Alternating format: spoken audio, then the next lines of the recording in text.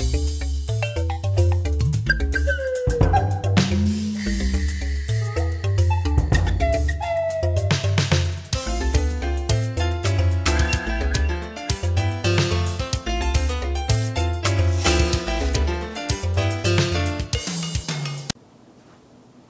IRA NADEL. I'm 67. I'm a professor of English at the University of British Columbia. And I'd like to think of myself as energetic and active, and I think some of the reasons for that have to do with exercise. There's no question about it. And a kind of determination or drive that I'm always seeking something new, whether it's through my writing or people or even the teaching. And maybe it's just, in very simple terms, a curiosity about how lives come to have some meaning and significance. And my pull is towards literature and towards writers and to people who create with language a certain kind of energetic expression, which may or may not be about themselves. It doesn't matter. It's about how words convey or formulate some degree of experience, or if I really want to be abstract and silly, human experience. Okay, so just in the most simple of words, do you feel decades younger than your actual age? I don't think about my age very often, so it's a funny question. I don't go walking around and saying I'm really 40. It just never occurs to me, and I think that's partly because of, I don't know, an inner energy. And you don't think, I'm close to 70? Oh, no, of course not. Oh, that was a ridiculous idea.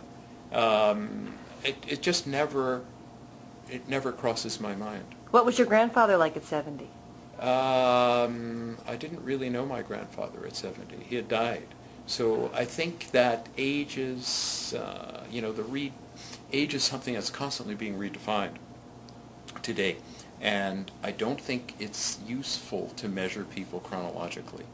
I'm in an environment where there's a constant mix of young people, and I find it remarkably stimulating, and I think that does provide me with a certain kind of energy or vibrancy.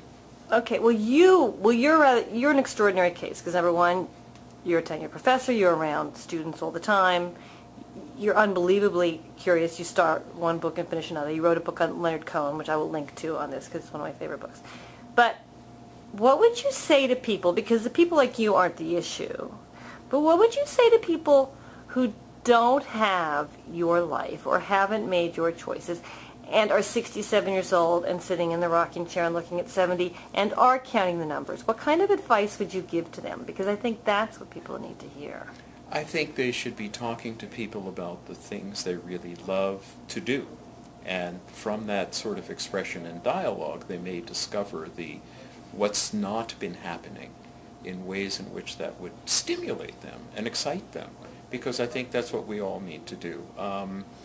It's funny because I, as I said a moment ago, don't really think about age. I think about doing, not about not doing. And if it's getting on a plane and going to do an interview with somebody, I'm there, I'm doing it. I can't think of why I wouldn't. And maybe it has to do with attitudes towards activity versus laziness. I guess I'm just not lazy, and I don't want to think of myself in that way, and I'm not going to allow myself to.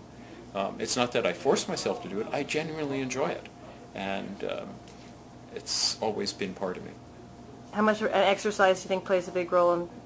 I think it's very important. It's something I've done throughout my entire life. So I didn't just start when I was 50 or 40. I mean, whether it was playing basketball in high school or tennis, and then the whole fitness craze and, aerobics. And, of course, John Travolta is very important in this, Saturday Night Fever.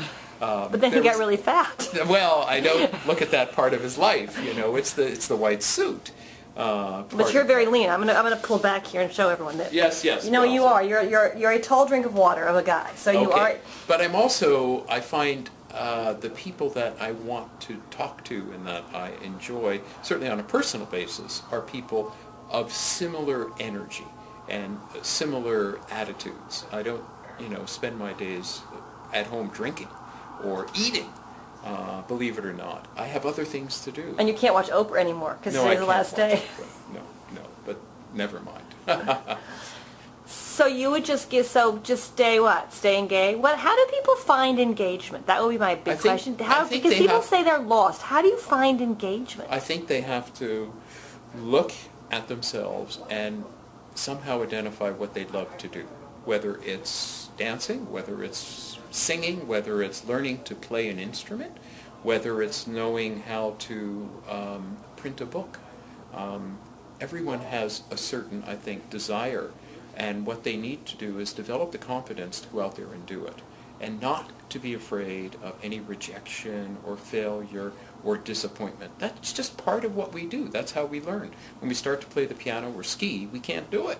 But with practice and with some degree of drive or determination, it happens. And there's no reason why people at any age can't feel that and discover that. I think that's a hugely important point because I think at this age people are more afraid to fail than they are at other ages. Well, that may be, but it should be quite the reverse. At this point in a person's life, let's say past 50, they shouldn't give a damn about failing or not failing. It's not about failure. It's about the desire, and it's about the attempt to succeed at what they want to do. Well, Ira, you succeed in what you want to do, and you're an amazing writer, and you're a great guy, and you're awesome for 67, so Well, thank there you. you go.